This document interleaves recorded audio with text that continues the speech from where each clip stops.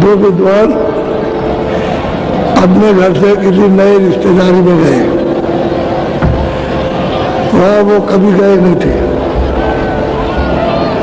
तो दोनों अपने घर से चल दिए। चलते चलते चलते चलते उनको दिन भर में 10 कोस चले 20 मील, तो शाम हो गई।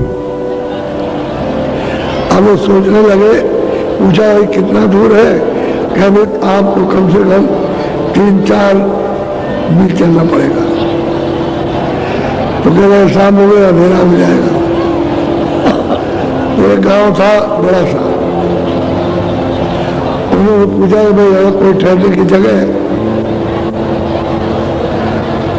तो गांव मुसलमानों का था।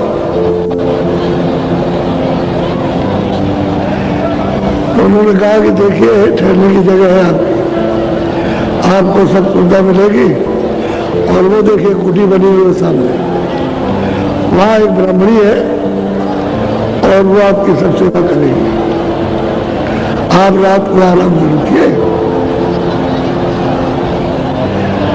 और क्या हुआ कि उस ब्राह्मणी का आदमी मर गया, वो थी मुसलमानी।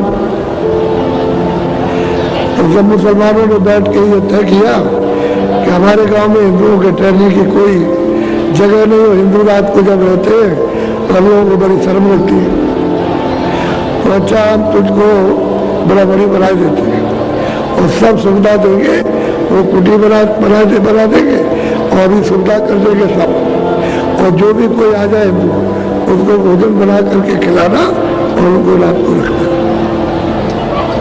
तो उसको ब्राह्मणी बना दिया। उसके एक था बच्चा, बच्चे की उम्र लगभग 20 साल की हो गई। तो दोनों जब ब्राह्मण पहुंचे तो लोगों ने बताया, तो चले जाए। तुम आ गए तो पूछा कि वो यहाँ ठहरने की कोई जगह कार्य क्या लगे था, आपके लिए तो सब जगह है, आप यहाँ ठहरिए। लड़के को बुलाया, कह लगे जल्दी से 4 बिछा दे और जल्दी बैठ जाए, लेकिन अब अंधेरा हो रहा है तो ये लोटा लेकर के अपने बाहर मैदान में आए, तब तक मैं खाना बना ही देती हूँ। तो उसने बहुत प्रेम के साथ खाना बनाया।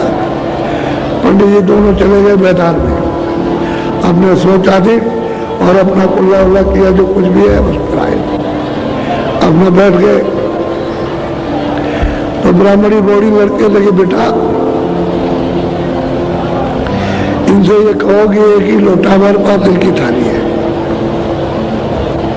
एक लोटा और एक थाली, तो आप मेज में करे कोई बात नहीं है, एक ही लोटा थाली से खा लेंगे, तो पहले ये चले जाएंगे और बाद में उनका तय हो गया। तो एक बोले गया, खाना बन गया, वो प्रेम से खिलाया ब्राह्मण को, अच्छी तरह से प्रेम से जब खिला लिया, को डकार ली, तब उसने कहा कि महाराज मैं कुछ पूछना चाहती, पूछ सकती हूँ? कहते भाई हम तो ब्राह्मण, हम तो सब बताते ही, जो कोई कुछ भी पूछे मैं बताऊंगा, सब बताता हूँ। तो उसने कहा कि देखिए ये हमारा बेटा है और इसके बाप को गुजरे हुए इन्हें जुमा 1 महीना, ऐसे उसके 4 महीने हो गए, चला गया।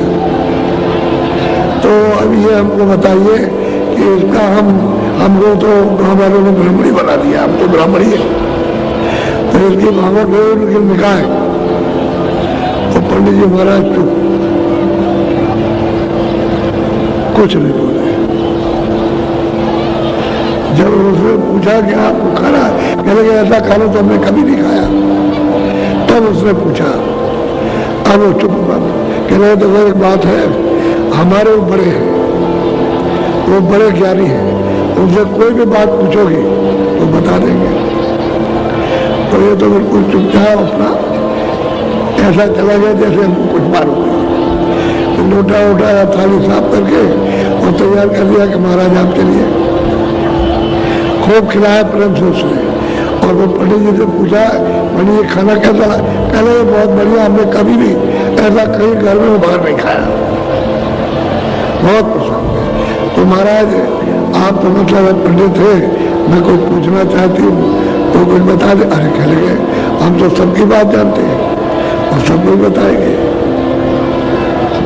उन्होंने कुछ नहीं कहा, वो छोटे ने कुछ नहीं कहा, वो चुप हो गया बिल्कुल। अब उसने कहा कि महाराज अब ये बताइए कि जुम्मे जुम्मे 1 महीना, ऐसे मतलब जुम्मे से जुम्मा 1 महीना, तो 4 महीने हो गए तो बाप को गुजरे हुए।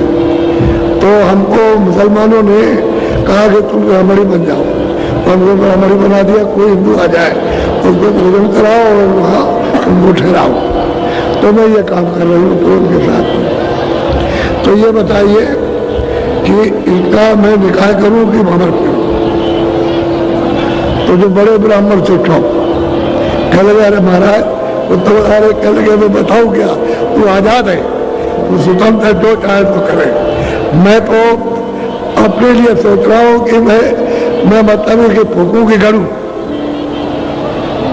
वो ब्राह्मण विद्वान बोले कि मैं अपने लिए सोच रहा हूँ कि गड़ूं कि फूकूं, कि फूका जाऊं कि गड़ जाऊं, यानी वहां गाड़ दिया जाऊं कि फूक दिया जाऊं। मैं अपने लिए सोच रहा हूँ, खुद स्वतंत्र है, जो चाहे तो करे, क्या निकाय करो चलाओ। अब वहाँ ये दशा, अब वो तो बेचारी ब्राह्मणी बना दिया, सेवा कर रही थी। उसमें कभी मतलब ये है कि शाकाहारी सब कुछ है, सेवा करती, कोई भी आ जाए उसकी सेवा करती। अब उन लोगों ने सबने तो पंचायत जो कुछ भी कर दी और समाज ने उसको बना दिया ब्राह्मणी। तो अब यह है कि जब समाज ने बना दिया ब्राह्मणी और हिंदुओं की सेवा करेगी तो आपको उसकी बात बता देना चाहिए था कि जब ब्राह्मणी हो गई तो कहती है अच्छा ठीक है, मैं इसके लिए ब्राह्मण फेर देना। लेकिन वो ये सोचने लगे कि मैंने इसके हाथ का खा लिया तो मैं गड़ूं कि फूकूं। अब वो बच्चों बड़े जो विद्वान थे वो चुप हो गए, उन्होंने छोटे को नहीं बताया और छोटे ने बड़ी को नहीं बताया। और जीवन में एक बार एक साथ रहे, न उसने कहा उसने कहा। तो ये गोपनीय चीजें इस तरह की समाज की बिगड़ी हुई इस तरह की होती है कि गली के आदमी उसको वो नहीं कहता, उसको नहीं कहता। पहले बड़ी मर्यादा थी, अब वो खोड़ी मर्यादा सामने आ गई। मैं एक बात बता रहा हूँ, आप घर में तो आप बिल्कुल शुद्ध बने रहेंगे और बाहर अशुद्ध रहेंगे, और घर से बोलेंगे कि हम बिल्कुल शुद्ध हैं।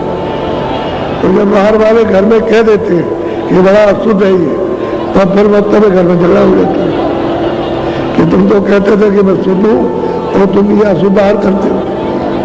तो असली चीज ये है, तो समझ बूझ करके समाज में रहने की जरूरत है। मैंने तो किसी मतलब से ये बात आपको सुना दी, इसमें कोई न कोई राज तो है ही, तो ये आपको सुनाया। एक मतलब सच्चा यानी सच्ची कहानी है ये। अब आप सत्संग सुनिए। ये जो कुछ भी देख रहे हो, दिन देर कुछ भी लगे, अब जो उनकी अवध है उनकी कि इतने दिन का ये सब खेल तमाशा, तो ये सब बिगड़ जाएगा। जैसे दिन दिन की देर है, बरस की, 2 बरस की, 4 बरस की, 10 बरस की, 20 बरस की, तो ये खेल सब बिगड़ जाएगा। ये तन आपका है नहीं।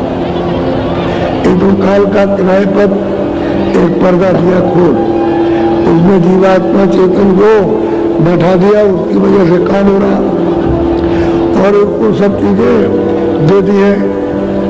मन भी दिया, बुद्धि भी दी, चित्त भी दिया, और अहंकार भी दिया, इंद्रिया भी दी, रजोगुण भी दिया, सतोगुण भी दिया, तमोगुण भी, सब चीजें दे दी। आंख भी दी, कान भी दिए, नाक भी दी, मुख भी दिया, सब दे दिया। उसने अपने आप में कुछ नहीं रखा और आपको मृतलोक में आजाद छोड़ दिया। तुम आजाद हो, जो चाहो तुम्हारी इच्छा हो करो। लेकिन बाद में उन्होंने कहा कि भाई मैं इसका हिसाब करूंगा कि तुमने कितना अच्छा किया, कितना बड़ा किया।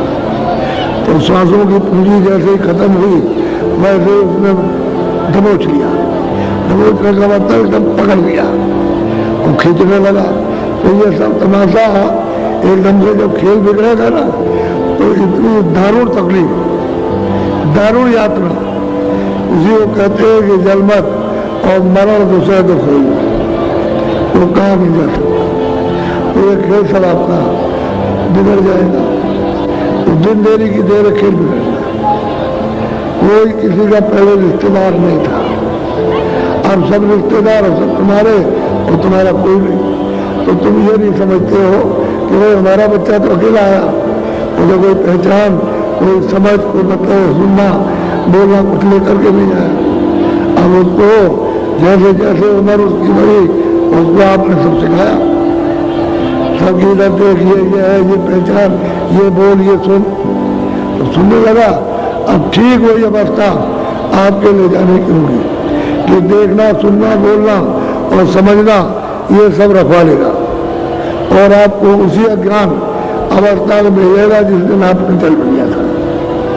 तो खेल तो बिगड़ जाएगा, खेल तो बिगड़ा बिगड़ा, फिर आप भी बिगड़ जाओगे और धरती भी जाएगी और पानी भी जाएगा, हवा भी जाएगी, अग्नि भी जाएगी और आप आकाश भी जाएगा, सब बिगड़ जाएगा।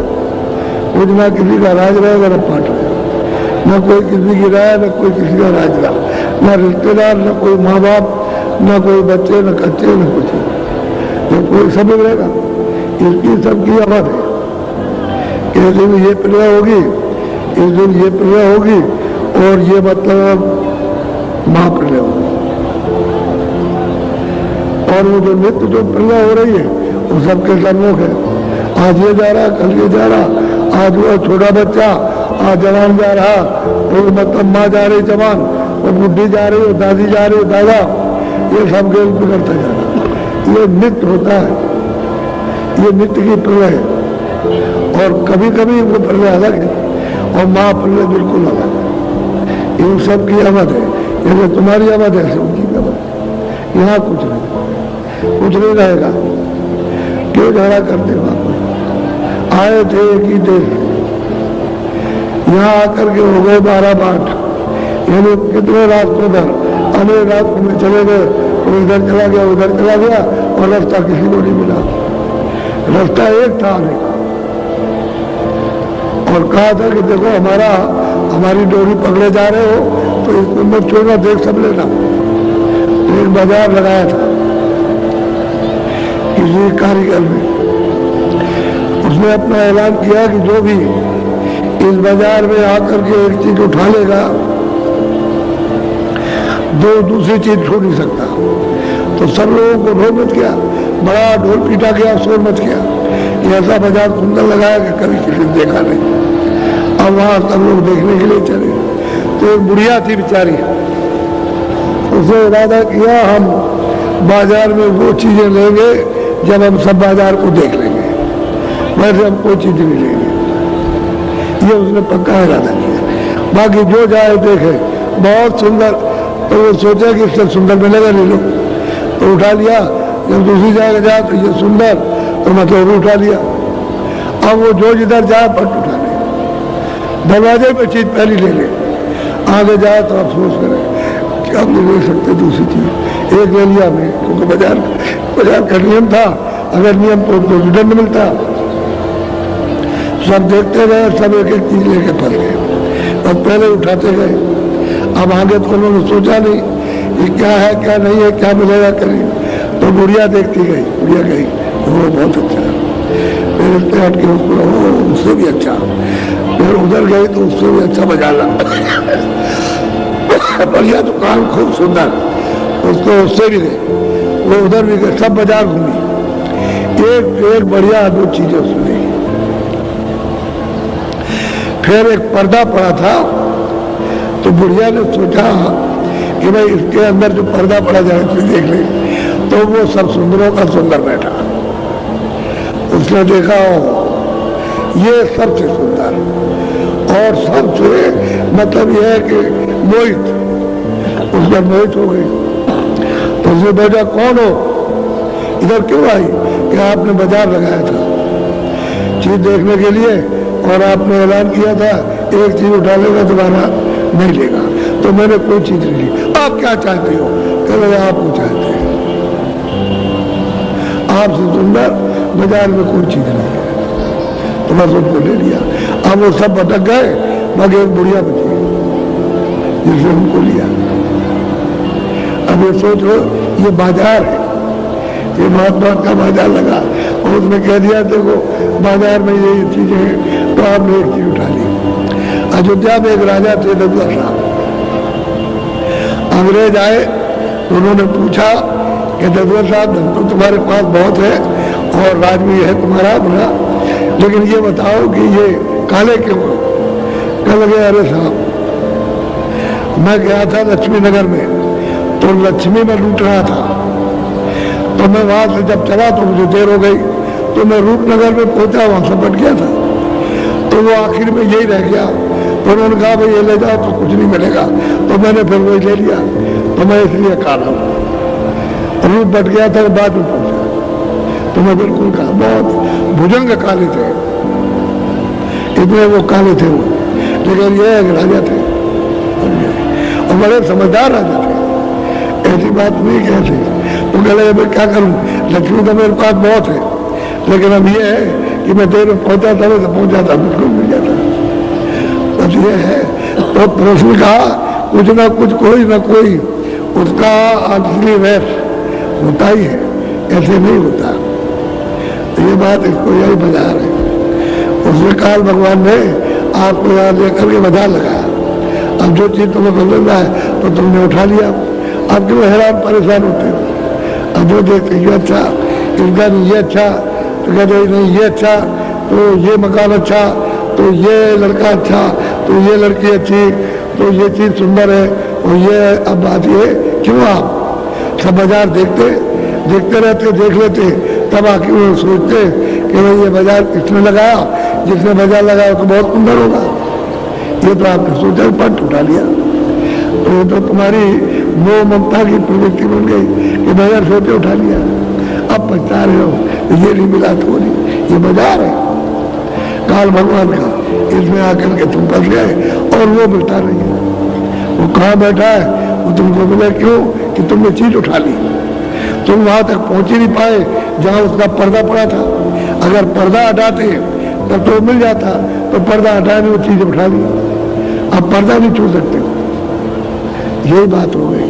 तो उसने आपके बोझा ला दिया, कहा लो ये पर्दा है, तो ढके रहो और बात यहाँ पड़े रहो, अब रोते हो चिल्लाते हो कोई सुनता नहीं, और वो जिसने मजा लगाया सुनता नहीं, और भाग भाग के मजा लगाता है।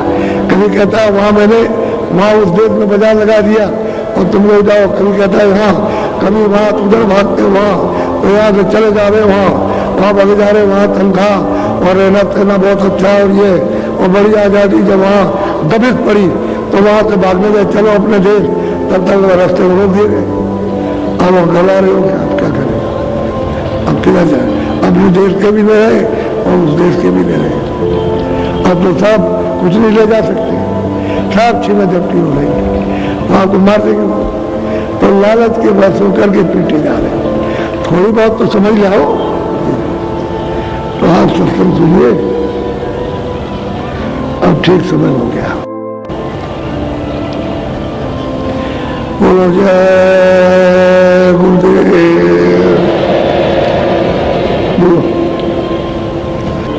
ऐसे पांथी के कबलानी अपने अपने मत की बस कहते हैं भाई उनके पास तो किसी के पास पंथ नहीं रास्ता, इन्हीं जीवों के जाने का वापस घर में पहुंचने का किसी के पास नहीं है। अब अपना अपना पंथ चला रहे, मेरा सब सोचा, मेरा सब सोचा। अब प्रयागराज में जाइए, पहले तो सन्यासी जो कपड़े पहनते थे गेरुआ, वहां नहीं जाते थे, हमने खुद देखा, सब वैष्णव दिखाई देते थे। अब सन्यासी तमाम मतलब उदासी तमाम तरह के सब लोग जाते वेशभूषा में और बैठा ढपली और घर छोड़कर एक भी बात किसी की समझ में नहीं आती है कि ये क्या कह रहा है और ये क्या सुन रहा है। इतना शोर लाउड यूनिवर्स सबके यहाँ सब अखाड़ों में लगा होता, तो बताओ ऐसे में वो अपनी आध्यात्मिक जो एक विद्या है उसको कैसे प्राप्त कर सके, तो सुनाई नहीं देगा, कुछ समझ में नहीं आएगा। अरे ये तो शांति का बिल्कुल मतलब ये तो स्थान है, जब शांति में सुनोगे तब आपको समझ में आएगा, सुन आता नहीं। तो कहते अपना मेरा मत पड़ा, मेरा मत पड़ा, मेरा मत पड़ा। अरे तो फंस गया करके, जब फंस गए तो निकल नहीं सकते। अब संतों की बात क्यों मानी? बोलो।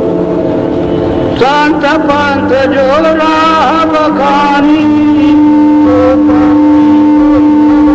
अब गोस्वामी जी महाराज कहते हैं भाई संतों का जो रास्ता उसका जो बताया वर्णन किया उसको पंथी लोग नहीं मानते। वो कहते हम नहीं, क्योंकि उससे मालूम होता है कि वो चलना नहीं चाहते, अपनी जीवात्मा को छुड़ाना नहीं चाहते। मतलब अज्ञान में इसी तरह से चले जाएंगे, जैसे बेचारे आप अज्ञानी वैसे वो भी चले जाएंगे, हमारा कोई नहीं बचेगा। तो इसलिए कहते हैं ये सब जा रहे हैं कुपंथ पर, सुपंथ पर कोई नहीं, अपना कोई भला नहीं कर पा रहा, सब अपना अपनी हानि कर रहे हैं। बोलो। सुनहि हृदय तेसी कर रीति, संत भाके से कहे अनीति। हम कहते हैं कि भाई देख हृदय, ये कलयुग की रीत है, ये रवाज हो गया कलयुग का कि संत तो सत्य रीत बताते और ये कहते हैं वो रीत है। देख लेते हैं सामने, उसको सुना रहे, वो भी तो पूरा है, वो हृदय भी तो पूरा है, वो भी पूरा पहुंच गया। तो उसको सुना रहे कि देख ये है, देख संत जो बताते हैं वो नहीं, उसको मतलब ये उसको नहीं मानते, अनित पर चलते हैं। बोलो। तब संतन ने वस्तु छिपाई, कहो जीव राह कहाँ से। देखिए जब आपने जब इतना किया कि वो नास्तिक है और मतलब ये है कि मतलब अधन पे, तो संतों ने सबने अपनी गुप्त जो चीज थी उसको चलो छुपा लिया, और जब संत रास्ता नहीं बताएंगे तो जीव कैसे पार जाएगा, कैसे जाएगा पार? आप कहोगे कि किसी पीछे ने स्वर्ग में पहुंचा दिया होगा तो पार गया नहीं, वहां का भोग भोगने के बाद उनमें छिड़े मित्रों के तो बाहर तो निकला नहीं, फिर गया वैकुंठ में, वहां रहा तो 500 बरस वहां रहा, यह मतलब यह है कि 800 बरस रहा, भोग भोगने के बाद उन्नत लोक में आ गया। और ईश्वर के लोक में गया तो 1000 बरस, चलो 2000 बरस रहा, और फिर वहां से यहाँ आया तो मनुष्य शरीर में आया, फिर उसने भोग भोगे और फिर 84 में चला गया नरकों में। तो कहते हैं पार तो गया नहीं। और ये भी कोई कोई उन्होंने तो छुपा के रखा ही, लेकिन अगर संत चुप हो जाए तो जो रास्ता सूत्रों के जाने का, जीवात्मा के जाने का घर का, वो सब कुछ नहीं बताएगा, चुप हो जाएगा। बताओ जीव का भला कैसे होगा? अब जीव अपने घर कैसे लौटेगा? इसलिए वो दया करते हैं, किसी तरह से सूझबूझ आ जाए और थोड़ी बहुत चेतना आ जाए तो घर का रास्ता पकड़ ले और चल पड़े।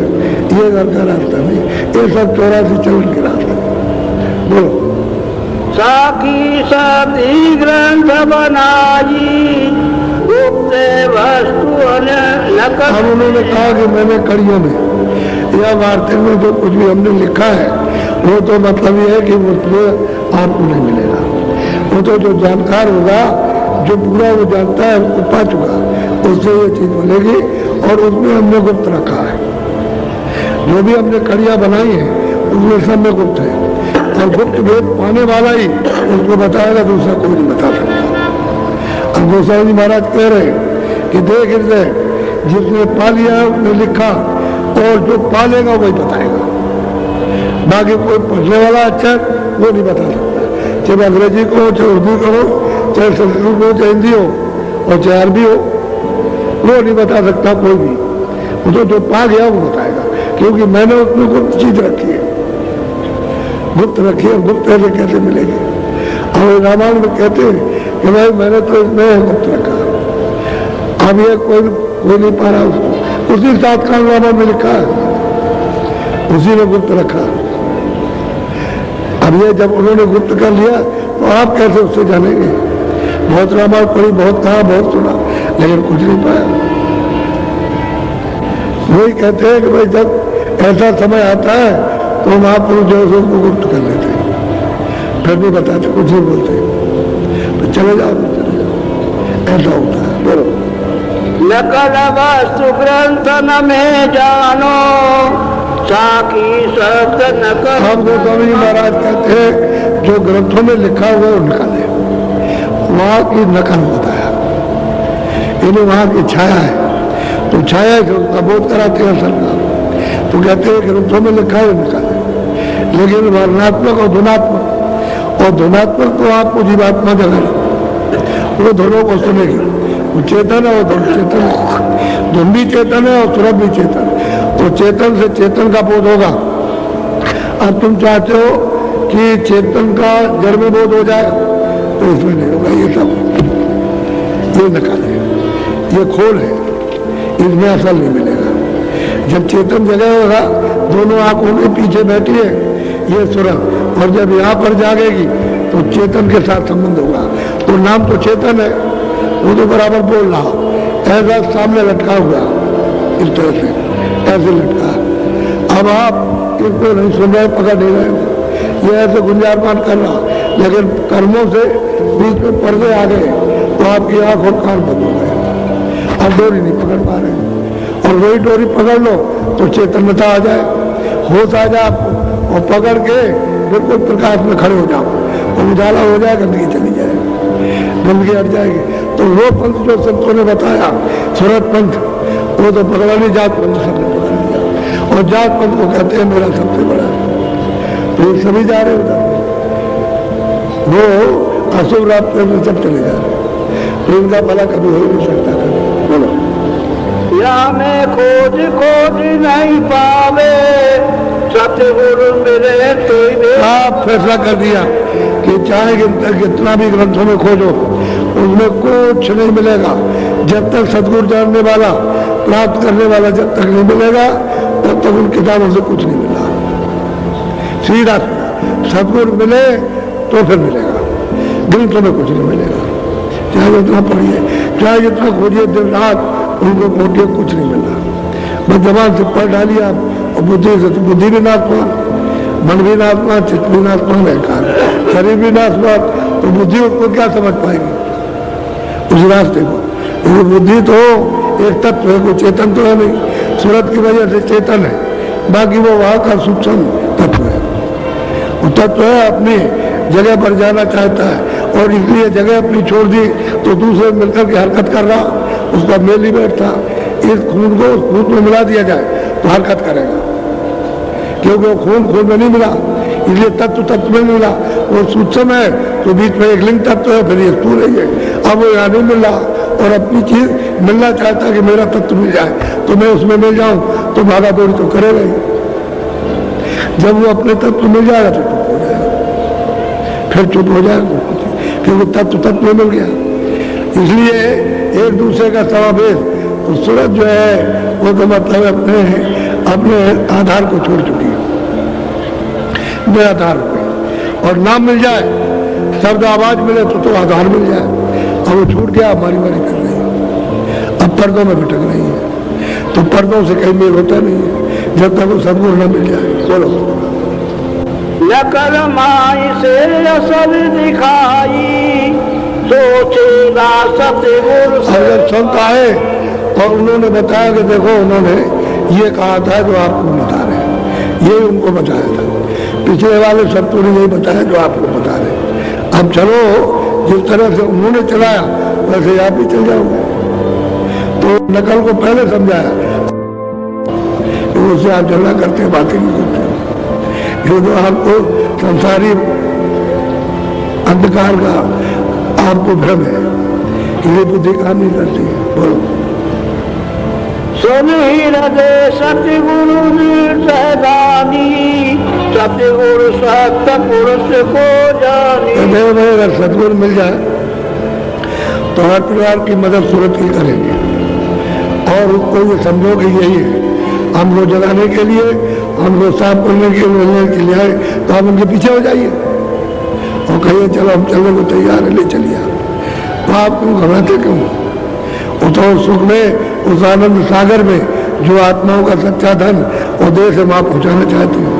ये तो आत्माओं का देश है नहीं, ये तो सुरतों का देश नहीं है, तो काल का देश है। यहाँ आप कब रह सकते हो अच्छी तरह से आबाद होकर के? यहाँ तो बर्बाद हो जाओगे। वो है आबाद देश, स्वतंत्र देश है और अखंड देश है, अमृत का देश। अमर वहाँ जाओगे तो अमर हो जाओगे। अब वही कहते हैं ये है जगत का, ये लोक रीति भ्रम की है, शंका हो गई इसलिए पकड़ नहीं पाते। बोलो। चौथे पद में करे निवासा, विनय जाई सतगुरु पद कर पासा। और वो सब जी बात कहते हैं कि जो सुनते संतों की कृपा से चौथे पद में पहुंचकर और वहाँ सच्चे मतलब ये सतपुरुष का दर्शन करते हैं, वो है सच्चे, और वहीं से बातें और वहीं जाते हैं वहीं जाते हैं। यानी उनका दरबार वहाँ रोज लगता है, रोज, और रोज वहाँ से आते हैं और जाते हैं। ऐसे अगर मिल जाए तब तो आपको ले जाएंगे, छुड़ा लेंगे इसका जगह, इस देश से छुड़ा ले जाएंगे। और संत पंथ नहीं बल्कि सुरतों का पंथ वो बता करके और संतों को नाम से जोड़ के उनको पकड़ा करके चढ़ा ले जाएंगे। वो आपका काम करेगा और वो नहीं मिलेगा कोई काम नहीं करेगा। बोलो। सतगुरु भेद गम दर्शावे, तब चली जाई अगम पूर्व। कहते सतगुरु सबका भेद दर्शाएंगे, नीचे से ऊपर तक सतगुरु सबका भेद देंगे, सबका नाम देंगे, सबका स्थान देंगे, सबका रूप बताएंगे, सबकी आवाज, सब रचना को, हर एक का मतलब है वो सब बताएंगे। और तब वहीं से आपको अगम घर ले जाएंगे, जहाँ कोई पूछता है वहाँ पहुँच जाएंगे, मिल जाए। इसी शरीर मिले, इसी में हम फंसे हुए और इसी में मिल जाए तो निकाल ले जाएंगे हमको। अगर वो नहीं मिलेंगे और वो सच रास्ते का भेद नहीं बताएंगे तो हम नहीं जा सकते। सच्चा भेद रास्ते का बताएंगे, किताबों से समझ में नहीं आएगा। किताबें तो जिनके यहाँ है, जो संत लिख करके चले गए, वह किताबें लगे पढ़ लीजिए और उनसे पूछिए ये क्या लिखा, तो नहीं बताएंगे, क्योंकि उनको तो मालूम नहीं, उन्होंने देखा नहीं। और उसके सामने वो थे भी नहीं, तो बाद में आए, और बाद में आए तो वहाँ पर आए तो किताबें रखी तो कोई भी पढ़ लेगा, लेकिन रात तुमको भी नहीं मालूम। अब वो जब बता रहे थे तब तो तुम लोग कोई सुन रहा था और आप भगे चले जा रहे थे, हम उधर नहीं जाएंगे। नाचते गए, पूजा नहीं मानते, पाठ नहीं करते, ये नहीं करते, वो नहीं करते। एक मंदिर में हम गए तो बैठकर नदी के किनारे मंदिर था, हनुमान जी का मंदिर था, वहाँ एक कोठी बनी थी और एकांत था जंगल में, तो वहाँ ठहर गए तो वहाँ अपना भजन करने लगे जो गुरु महाराज ने बताया। तो जब हम वहाँ से उठ करके बाहर आए तो पुजारी कहता है, ब्राह्मण कहता है कि आप जब आरती होती है तब नहीं आते। मैंने कहा भाई मैं बैठा रहता हूँ और मुझे ये नहीं पता चलता कि आपकी आरती कब हो रही। अगर मैं सुन लेता तो मैं उठ करके आ जाता, और अब सुन लूँगा तो चलाऊँगा, मुझे कोई उससे गिरा थोड़ी है, वो बाहर बज रहा, वो अंदर बज रहा। असली बात तो ये, तो एक आध दिन तो उसने कुछ कहा, फिर कहा हम आपको नहीं रहने देंगे, आप मतलब पूजा की खिलाफत करते। हमें बोले हम तो कभी कुछ कहा नहीं, अब तो आए थे कान समझ कर, तो ठीक है अगर भगा दो चले जाएंगे, क्या बात है। तो कोई हमारा यहाँ घर थोड़ी है, यहाँ दूसरे चले जाए, हमारे जाएंगे जाकर, उसमें क्या। तो लड्डू ले आया, हाँ हमने कहा हनुमान जी ने आप दर्शन दिया, बात तो हमने सच्ची कही। हनुमान जी ने दर्शन दिया कि देखो जो लोग हमको नहीं मानते वो हम सख्त सजा देंगे उनको। इतनी बात हमने उनसे कहा तो खुश हो गए, लड्डू बना करके ले आए। उन्होंने लड्डू तो आप खाइए, हमको तो सूखी रोटी खाना है, लड्डू आप और रहने देगा, चले जाएंगे। उधर है नदी के किनारे सुना है एक कुटी वहाँ पड़ी रहती है खाली, तो वह जाएंगे वह भजन करने लगे। क्या बात है, हम तो मतलब ये हनुमान जी को मानते ही है, आपकी समझ में आता कि नहीं मानते। तो इस तरह से उनके मन में हो जाता है भगा दो, इनको भगा दो, अब इतने में भगा दो और कुछ नहीं। बोलो, अपनी रीति में बता रहा हूँ आपको तरह तरह की। बोलो। कोई न जाने, जैसे कहूँ सोई नहीं माने। कहते भाई जब कोई जानता नहीं है शब्दों के भेद को और सुरतों के रास्ते को, जब कोई और रास्ते का भेद कोई नहीं जानता तो फिर कैसे शब्दों को कोई मारेगा। फिर तो दे चले जा रहे और कोई बताने वाला नहीं है। तो संत जब आते हैं तो बड़ी मशक्कत करते हैं, मेहनत करते हैं जीवों के साथ में, बहुत मेहनत करते हैं, तब जीव धीरे धीरे करके तब जागते हैं। और जब जाग जाते हैं तो फिर छोड़ नहीं सकते, कितना भी दुनिया उनके पीछे रहे तो फिर नहीं छोड़ेंगे। जब जाग जाएंगे, सच्ची चीज पा जाएंगे, तब फिर नहीं छोड़ते। लेकिन अब इनके साथ मेहनत करना पड़ता है और भेद नहीं मिलेगा तो सही चले जा रहे। बोलो। इतने में प्रिय लाल जो आए, कर पर नाम छुए अब इतने पर आए प्रियलाल तो उनको प्रणाम किया, उनको स्पर्श किया, सिर झुकाया, जमीन पर मत्था रखा और उनको हाथ जोड़ा और दो आंसू उनके गिर गए। आए दर्शन किए उन्होंने बड़े सद्भाव से। बोलो। प्रिय लाल यस वचन उचारा, स्वामी से कहियो कछु सारा। प्रियलाल बोले, चलो हे स्वामी,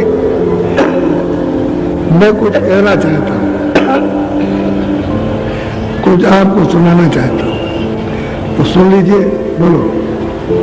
जो कुछ कृपा सिंधु अनुकूला, सो विधि ने रखिए बताऊं। और वो कहते हैं कि आप कृपा के सिंधु, इन्हें दया के आप समुद्र, जो कुछ भी आपने हमको गोपनीय बताया